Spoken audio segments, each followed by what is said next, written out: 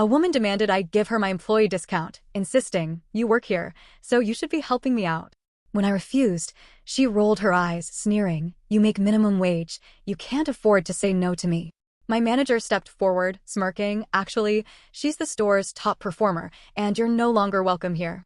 All right. So I work at one of those big chain home improvement stores. Think concrete floors, bright lighting, and shelves so tall you'd need a forklift to get to the top. This happened about 2 years ago at our location in Portland, Oregon. I've been working there for almost a decade. I know the store inside out. Like, I could walk that place blindfolded and still find the 1.5-inch galvanized screws. I'm not management, but I'm what they call a lead associate in lighting. That just means I'm the go-to for anything involving bulbs, fixtures, and all the other shiny things people complain are too expensive for just a light. Anyway, our store gives us employees a 15% discount. It's a nice perk, but it comes with strict rules. Use it only for yourself or your immediate family. You use it for a friend or a random customer, and that's it. Fired. No warning. HR doesn't play games with that. We have to sign a paper about it every year during review season. I was on my lunch break, out of uniform, wearing jeans and a flannel. No name tag, no walkie-talkie, nothing that would suggest I was working. I was just walking around the paint aisle, looking for a gallon of this glossy white I liked for my kitchen cabinets. Then I hear someone clear their throat behind me. One of those sharp, deliberate kinds that just scream, "I demand attention." I turn around. Woman. Probably mid-40s. Hair pulled back so tight I could see her scalp. Big designer sunglasses, even though we're indoors. Designer-looking handbag in the cart, 2 large boxes of LED ceiling fixtures inside. She looked like she came straight from one of those upscale strip malls where every shop has the word boutique in its name. She says, finally, "Someone who works here." I didn't correct her at first. I figured I'd be polite. Me, "Actually, I'm on my break right now." Her, "That's fine. I just need you to ring me up and use your employee discount. These lights are way overpriced." I blinked. Not a request. A demand. Me, "Sorry, I can't do that. We're not allowed to use our discounts for customers. It's against policy." She gives me this exaggerated eye roll like I just told her she couldn't breathe air. Her, "Ugh. Don't be dramatic. Just say they're for you. They won't know." I shook my head. That's not how it works. I could lose my job. Then she goes quiet for a second.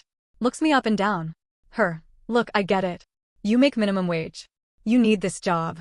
I'm doing you a favor. I could be shopping at Wayfair or Restoration Hardware, but I'm here instead. So help me out." I don't remember blinking. I remember that weird frozen feeling when you're not sure if someone is being serious or playing a joke. But she was dead serious. Her voice wasn't loud, but every word dripped with this "I'm better than you" tone. "You make minimum wage" was the part that stuck. She looked at me like she was doing charity work by shopping in a place where someone like me worked. I didn't say anything right away. I just stared at her. And right at that moment, my manager, Terry, walked around the corner. Terry's been at the store longer than I have. Ex-military. Real calm guy. Always smells like sawdust and coffee. Everyone respects him because he doesn't micromanage, he trusts us. He stops when he sees the two of us. "Terry, everything all right here?" "Deborah, yes, I later learned her name, no. Your employee is refusing to help me. I asked her to apply her discount to my purchase. She's being incredibly rude." Terry looks at me. I say, "She asked me to use my discount for her." I said no. She insisted. Terry looks back at her, his face completely blank. "Deborah, I don't see the problem. She's clearly not making enough to say no. I'm helping her." You could hear a pin drop in that aisle. The 2 contractors down at the other end of the paint section actually stop talking. Terry pauses. Then he smiles. But not the friendly kind of smile. It's the smile of someone who's got a full house in poker and is watching you bluff with a pair of 2s. "Terry, actually, she's not just any employee. She's our top sales associate. Leads the department every quarter. She knows the rules better than anyone. And she was polite enough to say no to you the right way." Deborah opens her mouth like she's about to interrupt, but he holds up a hand. "Terry, also, you're no longer welcome in this store. You can leave now, or I'll have security escort you out." She blinked like he'd slapped her. "You can't be serious. I'm a loyal customer. You need customers like me." "Terry, no, we need customers who don't treat our staff like garbage. Leave the lights and head to the exit." Her mouth opened and closed. Then she stormed off, muttering something about reporting us to corporate and ruining our Yelp score. She left her cart behind. One of the boxes had a corner that was ripped, probably from her yanking it around. A few customers nearby were just watching, quiet. It was awkward, but also satisfying. Terry didn't say anything for a few seconds. Then he looked at me. Terry, you alright? I nodded. Terry, want the rest of your lunch break back? Me, I'm good. I think I lost my appetite. He chuckled and walked off. I finished my shift like normal, but I kept thinking about what she said. You make minimum wage. Like that meant I didn't have the right to stand up for myself. Like my job or my income meant I had to be walked on.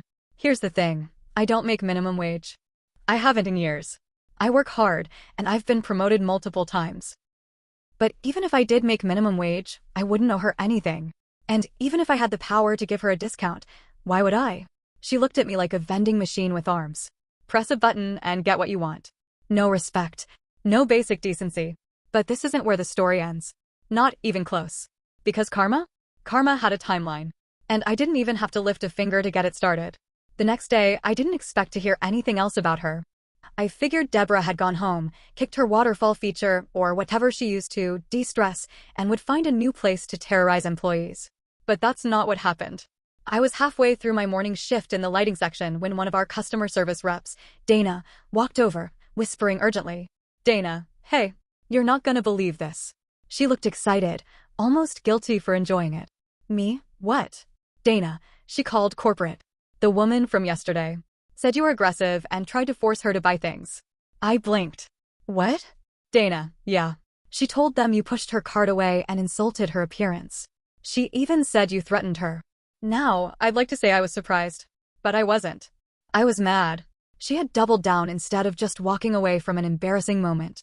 Terry had already filed a report on the incident, complete with the store's internal security footage. I wasn't worried. But it still shook me up a bit. I don't like people questioning my integrity. I've spent years building trust in that place. One false report from some ego-driven customer shouldn't be enough to ruin it. The corporate team handled it pretty quickly. Terry forwarded the footage, backed me up, and I didn't even get a warning. But something about it didn't sit right with me. The next twist came a few days later. My sister-in-law, Nora, was over for dinner. She works in city code enforcement. Basically the folks who make sure businesses follow building rules, safety codes, permits, all that stuff. I casually told her the story over some takeout, just to vent. I didn't say the woman's name, just said it was a local spa owner, and told her the situation. Nora got quiet after I mentioned the part about the light fixtures. Nora, did she say where she was installing them? Me, her business, I think. Nora, did she say anything about a waterfall? Me, yeah. In the lobby. Nora grabbed her tablet and started typing. Nora, there's only one spa in that neighborhood with a waterfall lobby. She submitted a request for permit updates 2 years ago, but never followed through. If she did any renovation, it wasn't approved. She looked up at me, eyebrows raised. Me, so what does that mean? Nora, it means she's on my list now. I didn't press her. I know Nora. She's the quiet justice type. She doesn't rush. She documents. She builds cases like brick walls, no gaps, no loose ends. 2 weeks later, Nora shows up at my apartment with a huge smile. Nora, she failed the inspection. Miserably. Apparently, Deborah had added not just lighting, but new plumbing lines for her waterfall, rewired a bunch of circuits for her spa beds, and turned a back room into some sort of candle meditation chamber with a heat source that wasn't up to fire code. Worst of all, the plumbing for the waterfall had been leaking behind the wall for months. It had seeped into the foundation and created mold in the walls. Nora, we had to shut her down. Temporarily, but still. 3 weeks, minimum. Me, 3 weeks. Nora, more if she doesn't fix the violations. She didn't look giddy about it. Nora doesn't enjoy bringing the hammer down. But there was a spark in her eye. The kind that says, this is what happens when you play stupid games. Now, here's where things got messy. Deborah showed up at our store again. Not to shop. Not to apologize. But to scream. I wasn't there when she arrived. It was my day off. But Terry gave me the full rundown the next day. She walked in, sunglasses on again, hair tighter than ever, practically shaking with rage. She demanded to see the woman who set her up. Apparently, she had made the connection between me and the inspection somehow. Maybe she recognized Nora's last name, or maybe she just assumed it. Deborah accused me of sabotaging her business. Loudly. Right in front of half a dozen customers. Terry came out, calm as ever, and said, "You're trespassing. You were already banned." She refused to leave. Claimed she was going to sue us. Said we were involved in some kind of harassment plot. She was talking so fast and loud that a cashier started recording her. Security was called. She had to be physically escorted out. One of the managers at the mall even filed a formal report with the property owners. It would have ended there, But she made one last move that pushed everything into a different gear. She posted about me, by name, on her spa's social media page. Now, I don't have a huge online presence. I like my privacy. But my first name and where I work? That was enough. She called me a bitter little retail worker with a grudge and accused me of stalking her business, lying to government officials, and being mentally unstable. Terry saw the post first, screenshotted it, sent it to corporate legal. Then he told me to come to the office. Terry, we're reporting her for defamation. Corporate's taking it seriously. You don't post employees' names like that, especially not with lies. HR contacted me that afternoon. They asked for a written statement. I gave them everything, what she said in store, how I never gave out her name or business, and how I had nothing to do with the inspection other than mentioning the story to my sister-in-law in my own home. Legal took it from there. A week later, the post vanished from her page.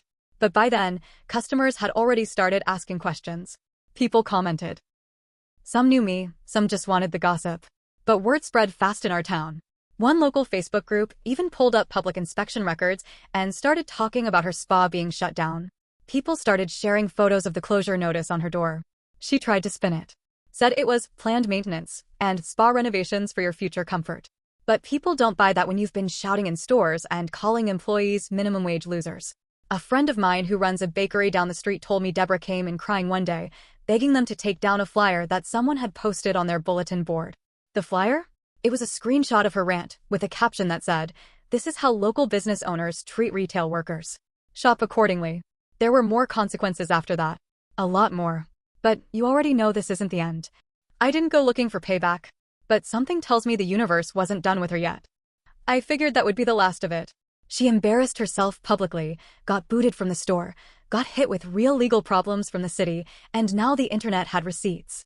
I was ready to move on. But Deborah wasn't. Turns out, she wasn't just angry. She was obsessed. A couple weeks went by. Things were quiet. I even stopped thinking about her. Until one morning, I got an email. Not from work. Not from anyone I knew. It was a Gmail address I didn't recognize. No subject line. Just one sentence. "You ruined my life, and I'm not done with you." No signature. No context. Nothing else. It didn't scare me, but it put me on edge. I showed Terry and forwarded it to our HR rep. They passed it to corporate security, who started a digital trail. Turns out, it was linked to Deborah. She had used a dummy email with a burner number, but she used it from the Wi-Fi network registered to her business. Easy to trace. Sloppy. HR told me to stay alert. That was it. I thought about filing a police report, but I didn't really have proof that it was a threat. It was vague. I figured she'd move on. She didn't. A week later, I noticed someone sitting in the parking lot across from our store. Same car. 3 days in a row. Not close enough to be suspicious, but close enough to see the store entrance. And when I walked out for my lunch break, the car was running. Tinted windows. I'm not stupid. I pulled out my phone and took photos. License plate, side view, everything. Sent them to Nora. Turns out, Deborah had registered a business vehicle under her spa's name. Same make, same plate. I finally filed a police report. The officer I spoke to wasn't dismissive, which surprised me. He told me that if she was showing up near my job, even from a distance, and I had photos, that counted as possible stalking behavior, especially after the email. They sent someone to talk to her. She denied everything, obviously. Claimed it was a misunderstanding. Said she was just in the area running errands. Claimed her car's GPS would prove it. Then, a few days later, things got even weirder. I got a call from an unknown number. I don't usually answer those, but I was expecting a call back from the city utilities department, so I picked up. Female voice. Quiet. Hesitant. Is this the woman who works at Builder's Choice? I pause. Who's asking? I think we have something in common, she said. I used to work for Deborah. I stepped outside the store to take the rest of the call. What she told me honestly made my stomach turn. This woman, Tanya, used to be the front desk person at Deborah's spa. She'd worked there for about a year. Quit right before the health inspection shut down. Tanya said Deborah had become completely unhinged after the store incident. She apparently told staff that I was a jealous ex-employee who was out to destroy her. That I had a vendetta because I got fired from her spa. Newsflash, I never even stepped foot inside it. She told people I had ties to city officials and that I was probably bugging her phones. Tanya said she quit when Deborah accused her of being my informant. She thought I was spying for you, Tanya said. Because I liked one of your photos on Facebook. I didn't even know it was you. I thanked her for calling and asked if she'd be willing to give a statement. She said yes. I sent all of this to HR and the police. Then the nail in the coffin dropped. A few days later, Nora forwarded me a scanned letter, an official complaint Deborah had filed with the city. A formal, signed accusation that Nora had performed the inspection out of personal bias and that she had a conflict of interest due to her connection to me. Deborah accused her of weaponizing government authority and demanded the shutdown record be removed. Nora was pissed, but not shaken. She said, "This woman thinks she can bend the rules just because she screams louder." It backfired immediately. Her complaint triggered a full review, but not of Nora. Of Deborah's permits. The city pulled everything. Every license, every modification. They found she'd cut corners on her original plumbing 6 years ago and never disclosed a wall modification near her electrical box. She had installed a makeshift breaker switch using a YouTube tutorial. I wish I was kidding. They fined her again. Harder this time. And this time, her insurance got involved. Because one of the customers who visited her spa before the shutdown had since developed a mold-related respiratory issue. Guess where that customer traced it back to? The spa. Turns out, that customer? Lawyer. So now, Deborah had legal threats on one side, insurance pressure on the other, and city fines piling up like wet laundry. And me? I was just still showing up to work, answering lighting questions, and making commission on under-cabinet LEDs. She still tried to paint me as the villain. She posted on local Facebook groups using alt accounts. Claimed she was being targeted by a store cult. That she was the victim of retail espionage. Not making that up. She actually wrote retail espionage. But people weren't buying it anymore. Her spa never reopened. Eventually, the sign was taken down. The window stayed dark for months. Then one day, the landlord put up a for lease sign. The cherry on top? The business page that used to be filled with filtered photos of spa treatments and quotes about energy healing and positive intention turned into a ghost town. No new posts. Just a slow trickle of negative reviews from people who'd read about what happened. Some mentioned mold. Some mentioned her social media rant. One said, simply, be kind to the people who ring up your purchases. They might be the ones who save others from people like you. I didn't write that one, but I wish I had. And I'd love to tell you that's where the story ends. But there's still one part one haven't told you. It didn't end with the spa closing. Not even after the city fines, the lawyer's notice, or the Facebook gossip train rolling over what was left of Deborah's image. Because right when everyone thought she'd disappear quietly, she did something no one expected. She showed up at my house. It was a Saturday afternoon. I was home doing laundry, watching a DIY furniture video on mute, drinking lukewarm coffee. It had been weeks since I'd thought about Deborah. At that point, she was more of a cautionary tale than a real threat. Then the doorbell rang. I live in a duplex, so I figured it was the neighbor's delivery. I peeked through the peephole. It was her. I stepped back instinctively. My heart kicked up a notch. I wasn't afraid of her, but I knew the kind of chaos she brought with her, and I didn't want it in my living room. I didn't open the door. Instead, I spoke through it. Me, what are you doing here? She didn't yell. She didn't bang. Her voice was strangely calm. Deborah, I just want to talk. Me. We don't have anything to talk about. Deborah, please. Just 5 minutes. I should have said no. I really should have said no. But there was a part of me curious, maybe stupid, that wanted to see what she'd say. Maybe it was the stubborn streak in me. Maybe I wanted to look her in the face and tell her exactly what kind of damage she caused, not just to me but to herself. I opened the door, but only halfway. I kept my phone in my hand. She looked different. No sunglasses. No pulled-back ponytail. Just a long sweater, makeup smudged, eyes red like she'd been crying or hadn't slept in days.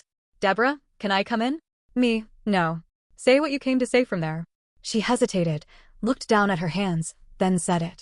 Deborah, I lost everything. I didn't respond. She went on. Deborah, I had to sell the business. My credit's trashed. My ex took the last of our joint savings and moved to Austin. I'm living with my sister. She won't even let me touch the thermostat. I still said nothing. She stepped forward, voice shaking. Deborah, I know I did things wrong. I said things I shouldn't have. I wasn't thinking clearly. I thought you were trying to ruin me. Me, I never tried to ruin you. You did that to yourself. Her face twisted for a second, like she was about to argue, but then something in her dropped. Deborah, I thought you were some minimum wage nobody. Someone I could push. I didn't think, I just lashed out. And I kept doubling down because I couldn't admit I was wrong. Me, you accused me of stalking you. You posted lies about me. You nearly got my sister-in-law investigated by her own department. You called my workplace pretending to be a victim. She looked down. No excuses this time. Me, And you still think showing up at my house uninvited is okay? That's when she started crying. Not the loud, messy kind. The quiet, tired kind where you know the person's been carrying it around for way too long. Deborah, I don't know what else to do. Everyone hates me. Every place I apply turns me down. I had 3 Yelp reviews written about my personality, not my services. I've been humiliated. I didn't pity her, but I felt something. A weird mix of anger, exhaustion, and release. Me, you wanted to use me. You thought you were better than me. And even now, this coming here isn't about making things right. It's about relief. Yours, not mine. She didn't deny it. Deborah, I wanted you to know I'm sorry. We stood there for a long second. Then I said, Me, I hear you. But your apology isn't for me. It's for you. And I don't forgive you. I don't hate you. But I don't trust you, and I don't want anything else to do with you. She nodded, defeated. Then she turned and walked back down the sidewalk to a beat-up sedan I hadn't noticed before. She didn't look back. Later that evening, I told Nora what happened. She was silent for a while. Nora, you okay? Me, yeah. Just weird. She looked thoughtful, then said, You know what's funny? If she'd just taken no for an answer that first day, she could still be running her spa, probably turning a profit. You didn't ruin her. Her ego did. And she was right. People like Deborah think the world is supposed to bend for them. That rules apply to everyone except them. That if they yell loud enough, they can rewrite the truth. But the truth doesn't care how loud you are. In the weeks that followed, the gossip faded. Her old spa space was leased to a local florist. I passed by it once and saw sunflowers in the window. It felt peaceful. At work, things went back to normal. Customers asked questions, coworkers cracked jokes, and I kept doing my job. But I was different. A little less patient with rudeness. A little quicker to speak up. Terry pulled me aside one day and said, You handled all of that better than most people would have. I shrugged. Didn't really have a choice. He said something I'll never forget. You always have a choice. You just chose not to sink to her level. That's the part most people screw up. Looking back now, I don't regret how I handled it. I'm not proud of how far it went, but I didn't start it. I stood my ground. I didn't lose myself in her madness. Do I feel bad for her? Maybe. But only in the way you feel bad for someone who keeps setting their own house on fire and blaming the match. She was the spark. She lit the flame. And eventually, it all burned down. And me? I walked away from the smoke. Wiser. A little scarred, but still standing. Some people think working retail makes you small. But after everything, I learned this. You're not small just because someone talks down to you. Their volume doesn't shrink your value. And no matter how loud they scream, the truth has a way of echoing louder.